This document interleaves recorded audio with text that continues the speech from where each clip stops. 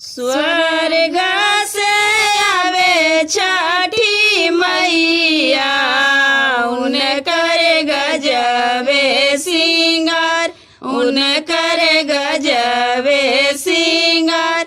लाली डोलिया बैठे छठी मैया, शिवजी बनीले कहार, शिवजी बनीले कहार। लहरे छठी मैया के चुनरिया, उतरेली गंगा जी के पार, उतरेली गंगा जी के पार।